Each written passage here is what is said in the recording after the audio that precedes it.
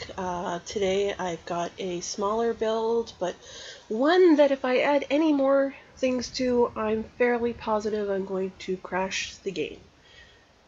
So this is actually a challenge entry for Cordless VII's Discord server. The challenge for October was a haunted house. And so what I've gone ahead and done is build the house of a Necromancer. Yeah, I bet you didn't know there was a Necromancer in the Commonwealth, although there is a mod out there that I have seen that you can have a Necromancer character. That is not what I've done. Somehow we've mixed in a little bit of magic from Skyrim and put it in the Commonwealth here in Fallout 4. So what I'm going to do is I'm going to show you around the two main buildings that I've built here, one being the haunted house and the other is the Church of the Divine Necromancer. So he is the fellow that runs the church and he has many people that follow him. So I've set it to about 9 o'clock here using my cheat menu. This is Oberland Station, by the way, and I have used Settlement Borders Extended and Place Anywhere to be able to make it a bit of a bigger settlement as well. So we start here along the tracks, and we've got some really neat lights that I got from a mod. I do not remember which one, however, all of the mods that I have got enabled during this build will be listed down in the description. So I've also placed a lot of dead trees around as well. This is going to be the spoken quicker tour, and then I'm going to do a silent tour after, so you can either skip that or stay tuned until the end to see the spooky mist-filled complete tour of everything. So I've got candles everywhere. Candles there, candles there, candles there, candles over there, candles here, candles there, candles up there, candles in here. I've probably used 1,000 candles at least. It's one of the biggest things that's slowing down my game at the moment. So this is the church itself. It's what I built first out of the Snappy HouseKit. And then also using the Snappy HouseKit, I have built the Necromancer's Manor. And then lots and lots of mods from all over the place. Some of the most important ones that I used was someone that goes by the name of Toots on Cordless VII's Discord server. Put up a couple of great mods. One was a gore-related one, and the other one was a Halloween mod, which worked out really perfect for creating this build.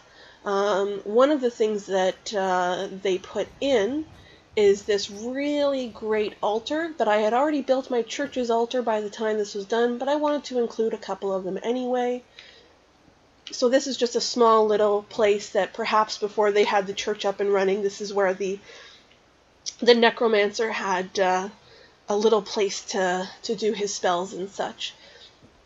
I also added this in just as maybe the Necromancer has a creepy basement that we don't know about. Can't go down there because I didn't put anything down there. So we've got lots of creepy things around. One of my favorite things about this is this stone staircase that I made. I think I just used the rocks from the USO mod, and then put some candles to add some atmosphere, and then a bunch of carrot flowers to make it a little nicer, I guess. Over here, before I show you the church, is the cemetery. Lots of bodies placed. We've got body pile because the Necromancers are constantly trying to bring them back to life, and I don't think they're very successful so far, but they keep trying. So we've got lots of graves, lots of different things. I've used a couple different mods here for both the graves themselves and the stones. The shovels awaiting some more people to be buried. Some people that don't have graves yet themselves, but are just leaning up against. And then, of course, Settler John has been buried, but maybe not for long. So we come back out here.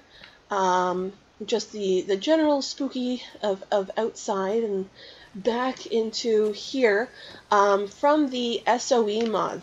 Settlement Objects Expanded, I think it's called, has some really great effects. So I made some braziers out of the ashtrays, the large ashtray stands, and then put some fire on them using Place Anywhere. And another of my favorite things is this view right here. I absolutely love how creepy I've managed to make this church. I think it's absolutely fantastic.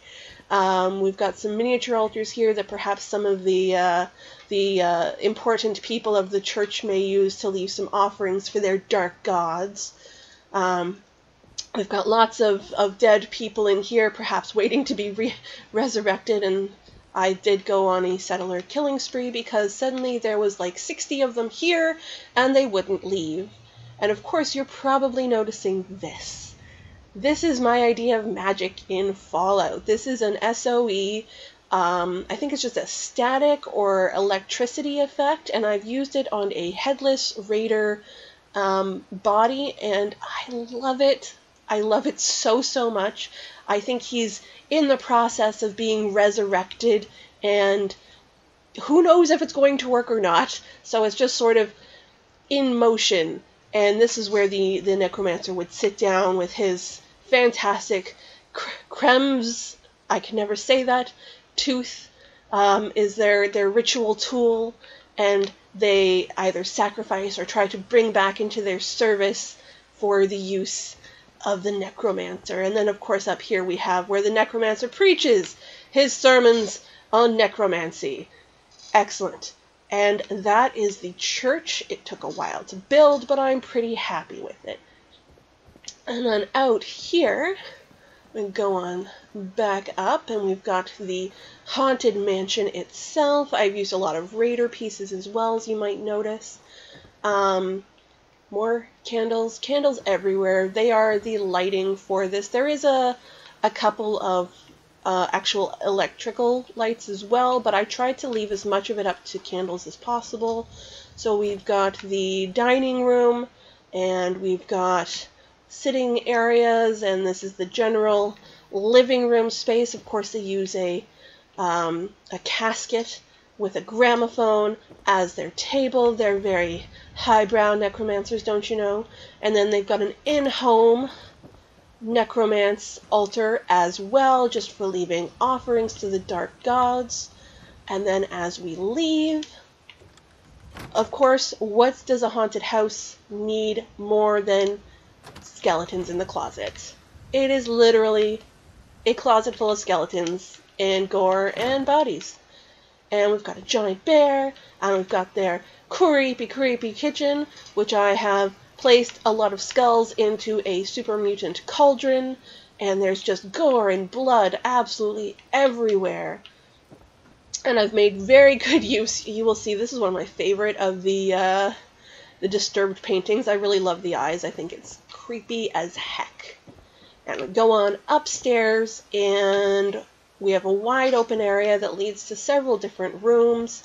In here, we've got these two creepy armor racks staring outside with their candlelight, and various beds and things just placed everywhere, and gore and more bodies. And then in here we've got more gore and more bodies, and everything is just gore and bodies everywhere. And of course magical textbooks that they need to continue raising the dead in their haunted house.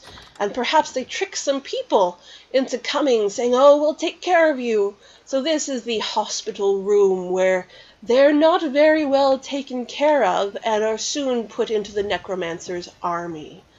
And then the last room, maybe the Necromancer's room himself. He's got his fancy chair, a table full of skulls, because who wouldn't want a table full of skulls?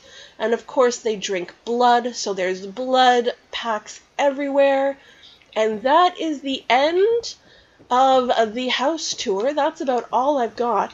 If you'd like to stay tuned, I do spend a little more time going through it with my silent tour, so stay tuned for that next. Either way, I'm glad you've joined me for this. I hope you have a wonderful Halloween and fall and autumn season, and have a great day, and I will see you in the next video. Bye!